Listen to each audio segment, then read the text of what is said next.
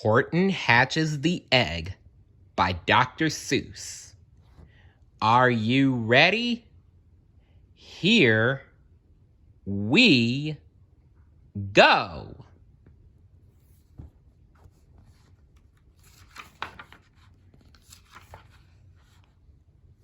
Sighed Maisie, a lazy bird hatching an egg. I'm tired and I'm bored and I've kinks in my leg from just sitting here day after day. It's work, how I hate it. I'd much rather play. I'd take a vacation, fly off for a rest, if I could find someone to stay on my nest. If I could find someone, I'd fly away free. Then Horton, the elephant, passed by her tree. "Hello," called the lazy bird, smiling her best. "You've nothing to do, and I do need a rest. Would you like to sit on the egg in my nest?" The elephant laughed. "Why, of all silly things, I haven't feathers and I haven't wings. Me on your egg? Why, that doesn't make sense. Your egg is so small, ma'am, and I'm so immense." "Tut, tut," answered Maisie. "I know you're not small, but I'm sure you can do it. No trouble at all. Just sit on it softly. You're gentle and kind. Come, be a good fellow. I know you won't mind." "I can't," said the elephant. "Please," begged the bird. "I won't be gone long, sir. I give you my word. I'll hurry right back. Why, I'll never be missed." "Very well," said the elephant, "since you insist. You want a vacation? Go fly off and take it. I'll sit on your egg, and I'll try not to break it. I'll stay and be faithful. I mean what I say."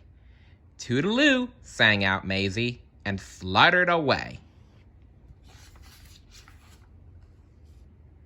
The first thing to do," murmured Horton. "Let's see. The first thing to do is to prop up this tree and make it much stronger. That has to be done before I get on it. I must weigh a ton." "Well, you are an elephant, Horton." Then carefully, tenderly, gently he crept up the trunk to the nest where the little egg slept. Then Horton the elephant smiled. "Now that's that." And he sat, and he sat, and he sat, and he sat.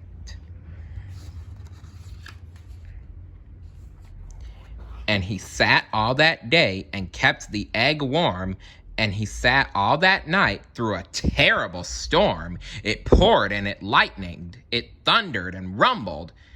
"This isn't much fun," the poor elephant grumbled. "I wish she'd come back, 'cause I'm cold and I'm wet.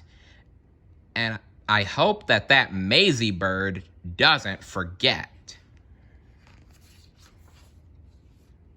But Maisie, by this time, was far beyond reach, enjoying the sunshine way off in Palm Beach, and having such fun, such a wonderful rest, decided she'd never go back to her nest.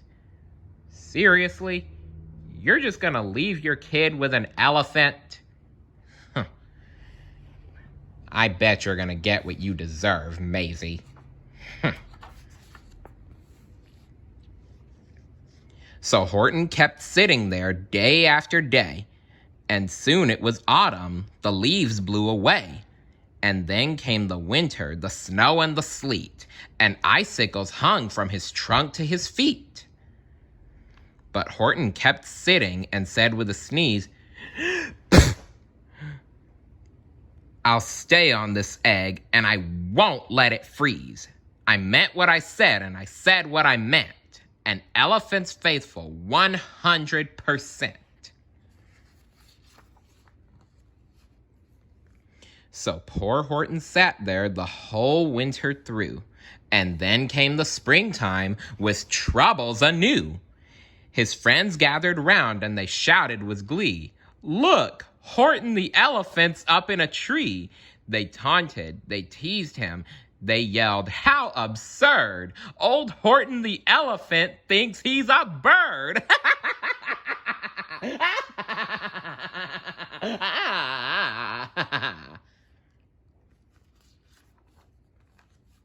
They laughed and they laughed, then they all ran away. And Horton was lonely. He wanted to play. But he sat on the egg and continued to say, I meant what I said, and I said what I meant. An elephant's faithful, 100%.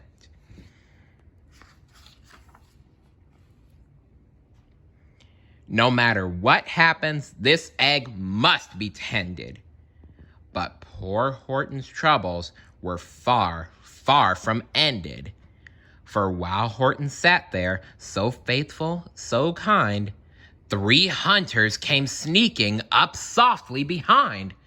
Oh, watch out, Horton. He heard the men's footsteps. He turned with a start. 3 rifles were aiming right straight at his heart. Oh dear. Did he run? He did not. Horton stayed on that nest. He held his head high and he threw out his chest. And he looked at the hunters as much as to say, shoot if you must, but I won't run away. I meant what I said, and I said what I meant. An elephant's faithful, 100%. That was very brave, Horton.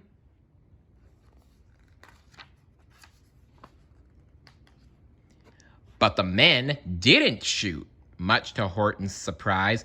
They dropped their 3 guns and they stared with wide eyes. Look, they all shouted, can such a thing be? An elephant sitting on top of a tree? It's strange, it's amazing, it's wonderful, new. Don't shoot him, we'll catch him. That's just what we'll do. Let's take him alive. Why, he's terribly funny. We'll sell him back home to a circus for money. Dadgum hunters. And the first thing he knew, they had built a big wagon with ropes on the front for the pullers to drag on. They dug up his tree and they put it inside, with Horton so sad that he practically cried. Oh, poor elephant. We're off, the men shouted, and off they all went, with Horton unhappy 100%. Oh. Up out of the jungle, up into the sky, up over the mountains 10,000 feet high. Oh, that is very high. Then down the mountain and down to the sea went the cart with the elephant, egg, nest, and tree. Then out of the wagon and onto a ship, out over the ocean, and oh, what a trip! Rolling and tossing and splashed with the spray, and Horton said day after day after day, I meant what I said, and I said what I meant, but oh, am I seasick 100%. Yeah, I would be too.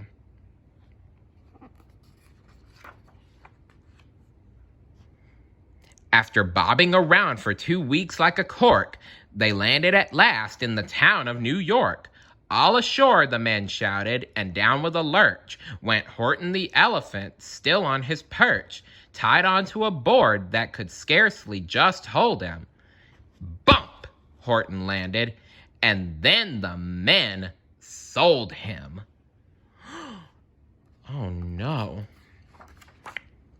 Sold to a circus, then week after week, they showed him to people at 10 cents a peek. They took him to Boston, to Kalamazoo, Chicago, Weehawken, and Washington too. To Dayton, Ohio, St. Paul, Minnesota, to Wichita, Kansas, to Drake, North Dakota, and everywhere thousands of folks flocked to see and laugh at the elephant up in a tree. Poor Horton grew sadder the farther he went, but he said as he sat in the hot, noisy tent, "I meant what I said, and I said what I meant. An elephant's faithful 100%. Then, one day, the circus show happened to reach a town way down south, not so far from Palm Beach, and dawdling along way up high in the sky, who of all people should chance to fly by but that old good-for-nothing bird, Runaway Maisie, still on vacation and still just as lazy. And spying the flags and the tents just below, she sang out, "What fun! Why, I'll go to the show." And she swooped from the clouds through an open tent door. "Good gracious," gasped Maisie, "I've seen you before." Poor Horton looked up with his face white as chalk. He started to speak, but before he could talk, there rang out the noisiest ear-splitting squeaks from the egg that he'd sat on for 51 weeks. Oh, that's long. A thumping, a bumping, a wild alive scratching. "My egg!" shouted Horton. "My egg! Why, it's hatching!" "But it's mine!" screamed the bird when she heard the egg crack. The work was all done. Now she wanted it back. "Really? You abandoned your egg, and now you want it back? Please." "It's my egg," she sputtered. "You stole it from me. Get off of my nest and get out of my tree." Sorry if that was too loud. Poor Horton backed down with a sad, heavy heart. But at that very instant, the egg burst apart, and out of the pieces of red and white shell from the egg that he'd sat on so long and so well, Horton the elephant saw something whiz. It had ears and a tail and a trunk just like his. Wow. Amazing. And the people came shouting, "What's all this about?" They looked and they stared with their eyes popping out. Then they cheered and they cheered and they cheered more and more. They'd never seen anything like it before. "My goodness, my gracious," they shouted. "My word, it's something brand new. It's an elephant bird. And it should be like that, because Horton was faithful. He sat and he sat. He meant what he said, and he said what he meant. Don't look so angry, Maisie. That's the way it has to be. You left the nest, you lost your kid." And they sent him home happy 100%.